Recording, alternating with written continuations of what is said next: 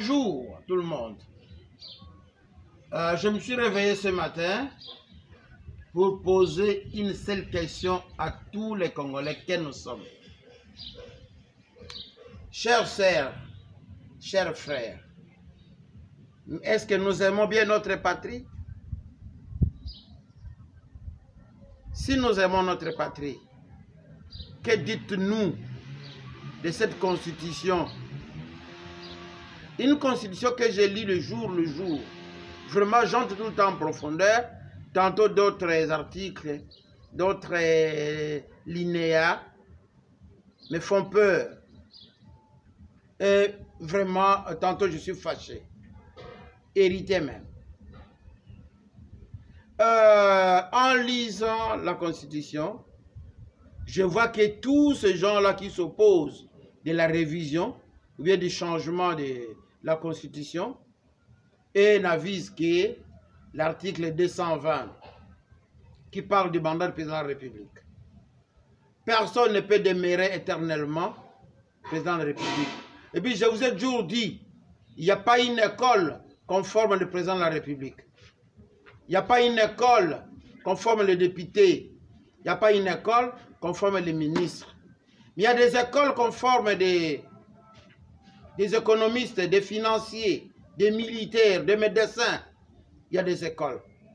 Mais pour ces trois que je venais de citer, président de la République, ministre ou député, il n'y a pas une école. Tout un chacun peut devenir président de la République puisqu'il est de la nationalité. Mais aujourd'hui, qu'est-ce que nous voyons? C'est le tour de Félix. Antoine Tshisekedi, moi, le fils à papa Étienne Tshisekedi, d'heureuse mémoire. Est-ce que ne pourrions-nous pas le laisser travailler un peu jusqu'à la fin de son mandat? Puisqu'il a parlé seulement de la Constitution, c'est tout le monde qui se bouscule, tout le monde se bascule. Cependant que quand j'ai vérifié, et je continue à vérifier par rapport aux Congolais opposants, vous les opposants, une question que je vous pose encore une fois de plus, demandez-vous les villages, connaissez-vous les villages de tout un chacun qui s'opposent contre Tshisekedi? Nul n'est parfait. Nul n'est parfait si c'est terre des hommes. Et personne ne peut faire comme Dieu. Nous aurons tout le temps des failles. Même toi, tu fais ça pourquoi? Tu veux devenir président de la République dans ce Congo, dans ce grand Congo. Et tu vas tout réaliser? Vraiment, tu vas changer la vie de la population? Je ne pense pas. C'est Dieu seul qui peut tout. Alors, raisonnons bien, réfléchissons bien. Nous voulons bien changer la Constitution, réviser, eh bien, nous devons rester avec cette même Constitution. À vous de me répondre. Mais à savoir, à l'époque coloniale, nos parents, nos aïeux disaient quoi? Ah, l'homme blanc est venu détruire le Congo. L'homme blanc est parti, nous avons demandé l'indépendance. Oui, nous sommes vraiment indépendants. Mais quelque part, nous dépendons de l'homme blanc.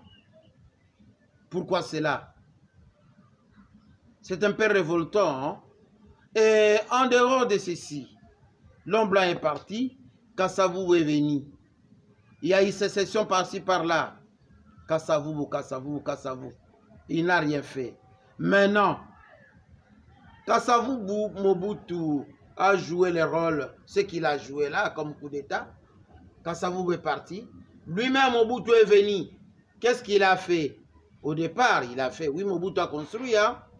Quand nous voyons dans le Congo central le pont Maréchal, il y a tant d'autres, le pont de la rivière Ngisi et d'autres choses. Et quand nous allons sur Kinshasa, nous voyons la CCZ qu'on a transformé aujourd'hui en hôtel du fleuve.